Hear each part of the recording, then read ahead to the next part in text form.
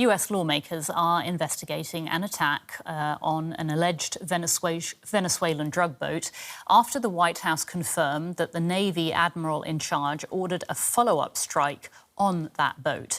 The operation in September was the first in what has since become a regular occurrence. Boats are targeted that Washington claims are trafficking drugs to the US. But the double strike, in which survivors of the first attack were killed in the second, has raised fresh questions over its legality, even among Republicans. 11 people were killed. Now, the White House Press Secretary Karoline Leavitt confirmed that the order came from Defense Secretary Pete Hegseth, although she denied reports that Hegseth specifically ordered everyone killed. With respect to the strikes in question on September 2nd, Secretary Hegseth authorized Admiral Bradley to conduct these kinetic strikes. Admiral Bradley worked well within his authority and the law, directing the engagement to ensure the boat was destroyed and the threat to the United States of America was eliminated. More on this from Ben Hodges, a retired Lieutenant General of the United States Army. He served as the Commanding General of US Army Europe from 2014 to 2017, and he has extensive operational experience in Iraq and Afghanistan. A pleasure to have you back on DW. Can I start by asking you, the follow-up strike, which killed some of the people who survived the first strike on the Venezuelan boat, did that violate the rules of war that you yourself enforced? If the reports of what happened are accurate, this absolutely is a violation of international law, and it's a violation of our own law. If somebody is in the water, becomes basically a non-combatant. And so the responsibility is to try and help them. That's true for all sailors of every nation as well. So I think it's important that the Congress is going to do its appropriate oversight, House and Senate Armed Services Committees. I would expect that the Joint Staff and the Pentagon will do investigations to make sure we have all the facts. But there's no doubt that if there was a second strike directed against the survivors, that would absolutely be illegal. What about, though, what President Trump's press secretary said about those strikes? She suggested they were carried out to eliminate a threat to the U.S. Well, of course, this is how it goes when the administration has created an environment, maybe, or a culture where this kind of thing is permitted. And part of that is to create a narrative around it, as if that boat was headed towards the coast of the United States, bringing drugs, and that they are characterized as narco-terrorists.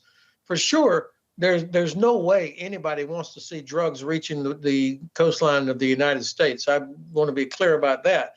But this is not how we can best defend ourselves from that. And so I think the narrative that's being created there is designed to deflect attention and accountability away from the secretary. But what we've seen in the last 24 hours is the Secretary of the Defense and then Ms. Leavitt there basically putting all of this on the admiral below the secretary, that it was the admiral's responsibility, and they couch it in words as if he was in his authority to do it. But the real message they're saying is he did it, not us, above the admiral. And that should send a real message to anybody else that's faced with a situation about whether or not to obey an order that might not be legal. You can be sure that you're going to be thrown under that bus. Defense Secretary Hegseth has defended using lethal force. I mean, in a situation like this, is there any way to distinguish drug cartels from civilians? So, well, of course, drug cartels are civilians. I mean, they're not a state-run military. They are civilians. And the issue here is not just the strike on so-called drug boats in general, but in this case, the big issue is, was there a second strike ordered against survivors? That is the problem. I mean, there are decades of experience going back to the Second World War where people were held accountable for killing survivors of a U-boat strike, for example, or shooting people in the water who had abandoned their ship after being attacked. This is clearly illegal. Now, the legality of the strikes on the boats in general, I think, is questionable. We don't know who was on those boats. I mean, normally what we have done for the last many years is the Coast Guard is out there and they attempt to apprehend the boats, to stop them, to capture the materials they're carrying, and also to figure out the network. Who is it that's doing this?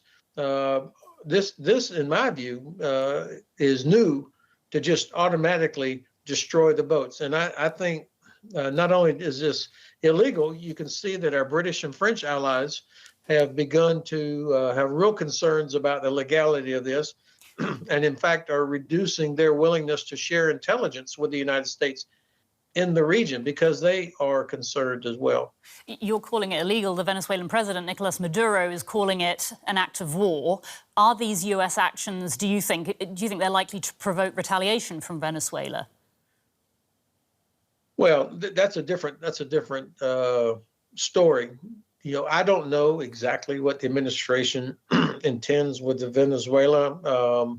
There's been a lot of different things happening and being said, but they have never turned to the Congress to explain in any meaningful way what the government's intentions are, to ask to use force. It would be appropriate to have already gone and testified in front of the House and Senate Armed Services Committee about what's being intended. That hadn't happened yet. We don't know exactly what's being intended. There's a lot of speculation that this is about we want to force Maduro to step down because he's a really bad guy, give him a way out, let him go to Cuba or somewhere else. And then the others are speculating that this is about the administration just really wants to demonstrate that they're serious about immigration and the flow of drugs. And then others have speculated that this is really about Cuba and that getting Venezuela, then Cuba is next. So I don't know. I would say that President Maduro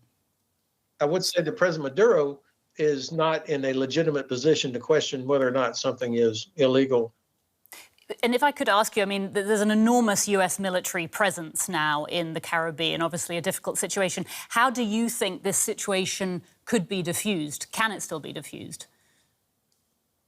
Well, it comes down to the President of the United States. I mean, what is the strategic objective? What is he trying to accomplish?